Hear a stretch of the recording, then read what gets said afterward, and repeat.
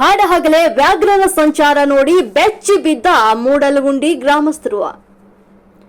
ವರಕೋಡು ಪಂಚಾಯಿತಿ ವ್ಯಾಪ್ತಿಯ ಮೂಡಲಹುಂಡಿ ಗ್ರಾಮ ಉದ್ಭವ ಮಹದೇಶ್ವರ ದೇವಾಲಯದ ಬಳಿ ಪ್ರತ್ಯಕ್ಷವಾದ ಹುಲಿರಾಯ.